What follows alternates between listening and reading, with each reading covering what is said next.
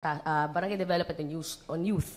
So hopefully through the task force ay may pababa pa rin namin yun. But iba pa rin talaga kapag may SK. Last question on my end. The committee chair, Sherwin Tugna, said na they are poised to pass the postponement this month. Meron po ba kayong gagawing appeal sa mga lawmaker personally mula sa NYC? Of course, actually, ang mga, not just me, but our commissioners, no, ay napakasipag po sa pag-attend ng lahat ng mga hearing na ito at may kipag-usap. Pero syempre, andun tayo sa kung ano man ang mangyari, the National Youth Commission will make sure that there will be youth representation kahit anong mangyari. With or without the SK elections? With or without the SK. Thank you po. Okay, thank you, John. Last two questions. Heidi Sampang to be followed by Hannah Sancho. Good morning, Commissioner. Tanong ko lang po kung may hakbang or efforts po yung NYC to address po yung tumataas at alarming na number po ng mga kabataan na nagkakaroon ng HIV/AIDS. Ma'am, I will be very honest with you. In Thailand, this happened also before. But it took the whole government, not just the government, but even the private sector to fix this. The condom distribution, number one. Talagang mula sa college students hanggang sa mga preschool, tinuruan po nila ang mga kabataan just to make sure that hindi sila maging awkward when we are talking about condoms. Even in gas stations, kapag nagpa-full tank ka doon, bibigyan ka nila ng box of condoms. But here in the Philippines, we cannot even do that. So, kahit ano pong gawin naming seminar, kahit ano pong gawin namin kahit anong gawin namin, if we cannot get the full support of the government, of everyone, tataas at tataas po yan. And it's continuously rising, ma'am. That's why I'm asking for everyone's support. Not just the government, but I'm asking especially the families, the parents. Since we need your help here, kailangan po namin ng tulong ninyo, not just for HIV, but teenage pregnancy also. It's going up. We're number one. Hindi siya magandang number one eh. So sana po matulungan niyo po kami. If we continue to deny that this is happening, kung unahin po natin yung ating culture of sensitivity, kung unahin po natin itong mga bagay na ito, wala pong mangyayari sa atin. Patuloy po ang pagtaas ng HIV at ng teenage pregnancy. But if tayo ay magiging proactive about this, then maybe we have a chance in fixing this. Okay, thank you, Heidi. Last question, Hannah Sancho. Clarify lang po yung sa number one na sinabi niyo. Saan po? Sa Southeast Asia? Southeast Asia po. Sa Southeast Asia. Susuportahan po ba ng National Youth Commission yung possibility na i-revive yung National College Entrance Examination na pinag-iisipan ng CHED para makontrol yung possible exodus ng students sa mga SUCs? That I will have to discuss first with the Commission. Since we're a collegial body, any statement that comes out should be discussed first. But thank you for bringing that up. I will talk to them about it. Okay, thank you, Hannah. Okay, thank you, Chairperson Aiza Seguerra. Again, my apology. Presidential Spokesperson Ernesto Abella.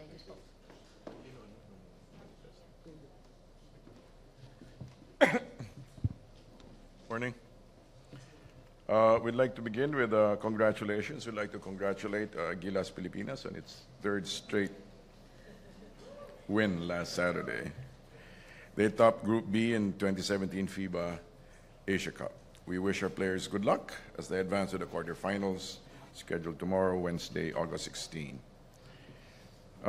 Also, some bright lights in the horizon. Tourist arrivals up by 12.7% in the first half of 2017. The DOT announced an increase of 3,357,591 in the foreign tourist arrivals for the period of January to June 2017, or 12.7% higher compared to same period in 2016. We attribute this to the performance of the government's hard work in improving the country's image and infrastructure of maintaining a safe and relaxing environment.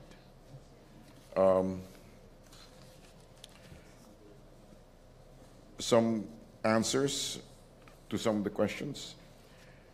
On the DOH budget, the additional $1.5 billion to government hospitals, we have to remember, is a congressional insertion in the 2017 General Appropriations Act, GAA.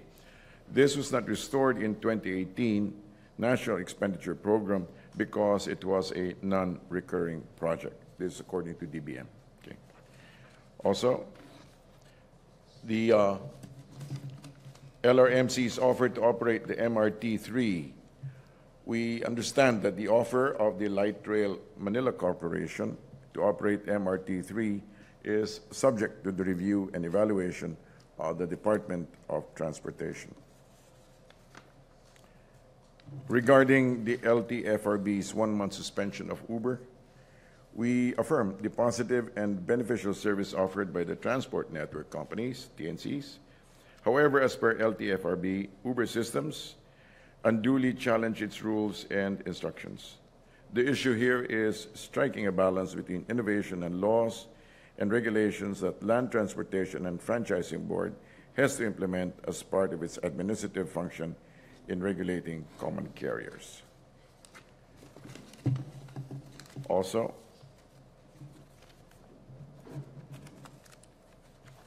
regarding the House panel and filed on,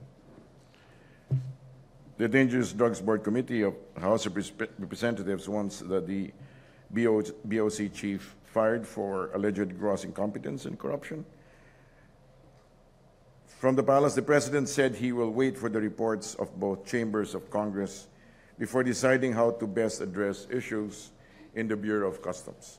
We note that the statement of the House Dangerous Drugs Committee and chair, and we await other reports. Regarding the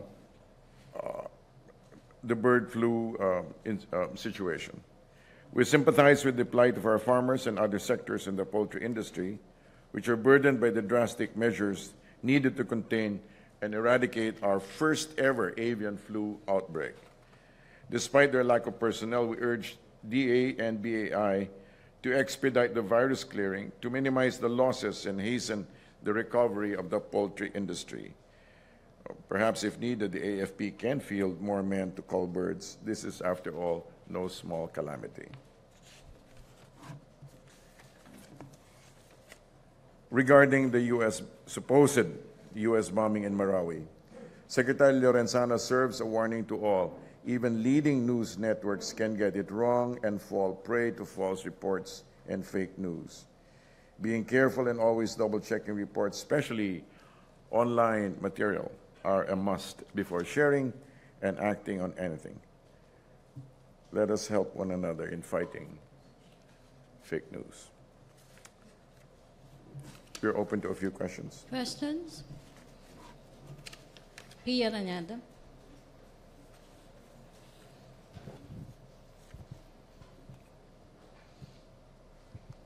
Good morning, sir. Sir, in the schedule of the President, we saw that he will be meeting with the Teodoro couple. Yes. May we know what they will be discussing during these two separate meetings? We don't have details regarding that matter. I did check because you asked, but I wasn't able to get any details. Thank you.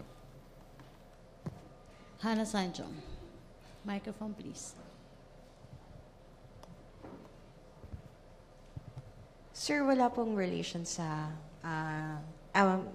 tinawag po ba yung couple, sir, para makatulong sa Marawi rehabilitation? Wala po akong detalye patungkol doon. As soon as we can get, we'll... Sir, same question dun kay Chair Aiza regarding dun sa possibility na ibalik yung National College Entrance Examination para po daw maiwasan yung exodus po sa SUCs. Palace statement kung susuportahan po.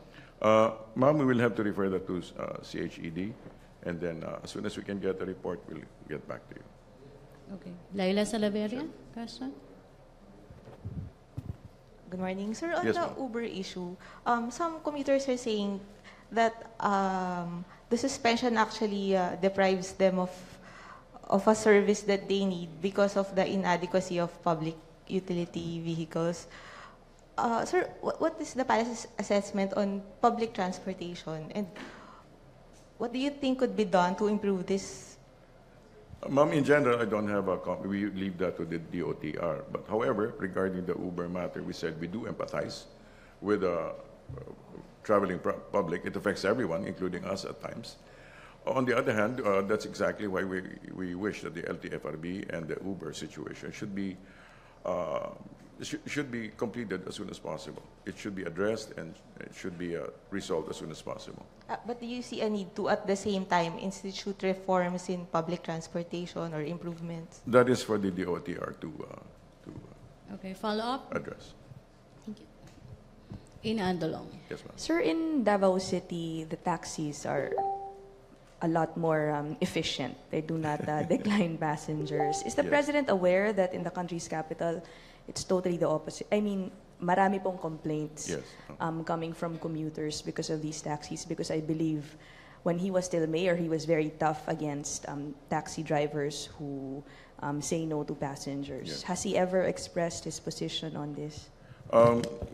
As far as I know, he has not. We have not heard any comment. I have not heard any comment regarding that. However, that matter ought to be addressed by the local government. I mean, it was, after all, Davao City is, after all, a local, under a local government, and the effectivity of the local transport there was due to their firm stand. So I would suppose that the similar the political will exercised here would In a give way, us more sir, efficiency.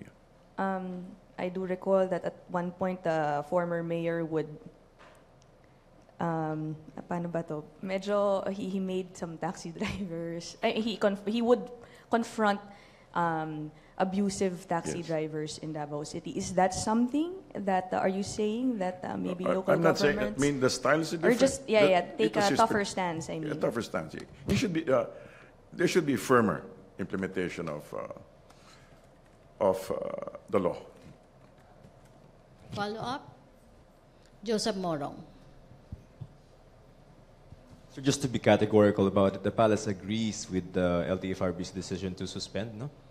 It understands the situation and therefore will support LTFRB. When you say empathize, is it not going to be equivalent with government action naman to soften kind of the effect of suspending it for a month? No, the point simply is that it should be resolved as soon as possible. Okay. Should be resolved as soon as possible and ease the traveling situation, especially in NCR region. Is it possible to shorten it? I mean, it could be less than a month. That I cannot presume on. I cannot presume on what their actions are, but the sooner that the said institution complies, then the sooner these things will be resolved. Oh, sir, thank you. Okay, Pia Reñada. So just more on the Uber issue. Some lawmakers are saying, especially si Senator Grace that the sanctions on Uber aren't commensurate to the violation. She, for example, is suggesting that it would have been better perhaps to fine Uber instead of suspend their operations given the large impact on commuters. What's the palace take on this? Are there other ways that you would suggest for this issue to be tackled that won't harm commuters? Well, I suppose Ms. Poe's comment has its own merit. However, we do need to understand that the one in charge is LTFRB, and we go by that. Okay, other issue? Jen Rosales.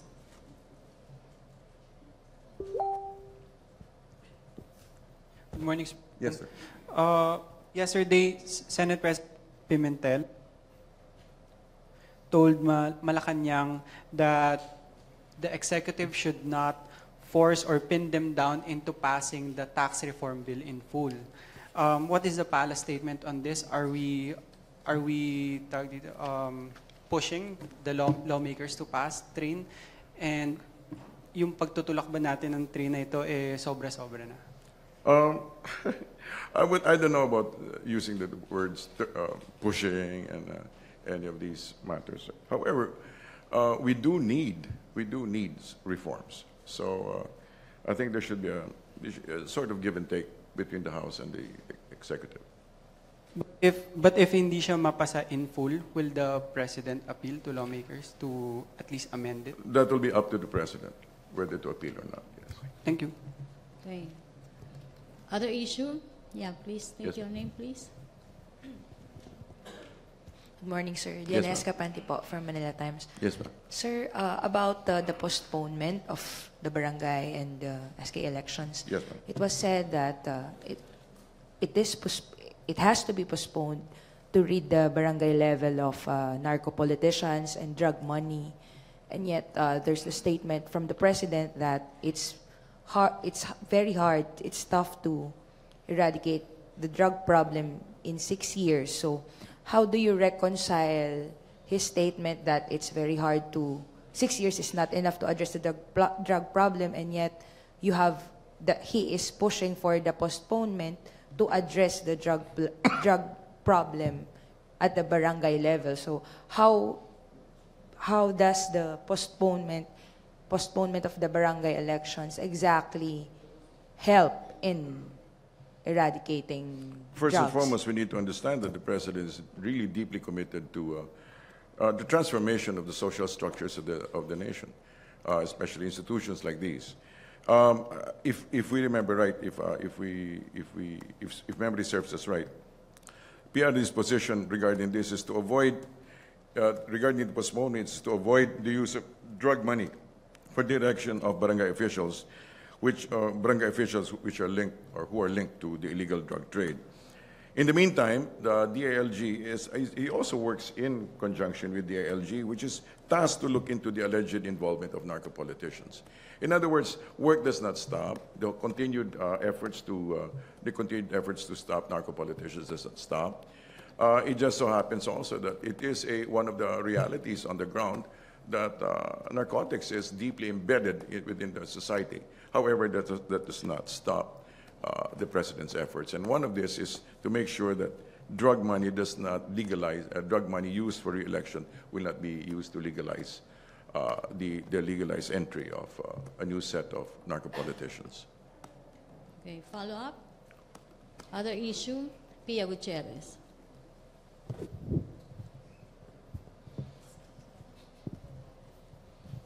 Good morning, sir. Sir, the reason why the issue of on Uber and Grab is such a big issue with the public is because of the strong dissatisfaction of the public with the taxi service. Yes. Sir, is the palace satisfied with the LTFRB's action to address naman yung current state of taxis? I don't know if the word satisfied is the apt word to use, but however, that is what we have. You know, it is the president, it is the executive arm implementing its own form of reforms. So I don't have the word is satisfied, but that is what we have and we stand by that. Okay, follow up. Other issue, Rosa Licos? Okay na. Okay. Pia? Sir, could we just get an update on the 3 DILG undersecretaries which some DILG personnel asked the president to fire because apparently the DILG is waiting for word from Malacañang. The letter was already, they're waiting for advice from the Office of the Executive Secretary on their status because their roles are currently being shared by other officials. We will update you on that. We will take note of the question. We'll update you on that as soon as possible. Yes. And sir, next question still on the DILG. There's a provision in a law, Republic Act number 6975, prohibiting an AFP chief from taking on the post of secretary within a year of his retirement. Given this, what will the president do since he plans to appoint AFP Chief Anyo to the post of DILG secretary? Is he considering other people for the role given the provision in the law? He did make mention of General Anyo, and he was also made aware of the provision, and I'm sure he has an alternative solution regarding the matter, or he will be able to, in order to be able to address the matters. Sir, is Gibochadoro being considered for the post? I don't have details of the meeting. Thank you, sir. Okay, thank you. Thank you, Malacañang Press Corps. Pia, sige, last question na. Sir, it appears that despite the LTFRB's order to suspend operations, nagpatuloy pa rin, sir, ang Uber with its operations today. And the latest development is that LTFRB is still ordering the MMDA, the HPG, and the LTO to apprehend Uber units following their reactivation.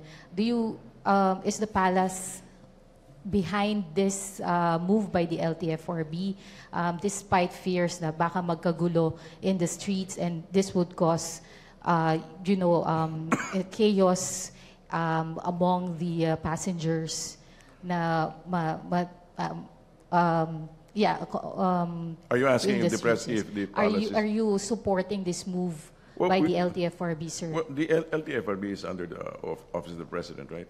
So, yes, we support that. But there are fears, sir, na baka magkagulo in the streets. It will have to be handled with discretion. Okay, thank you Malacañang Press Corps. Thank you Presidential Spokesperson Ernesto Abella. Back to our main studio sa Radyo Pilipinas and PTV. Happy birthday.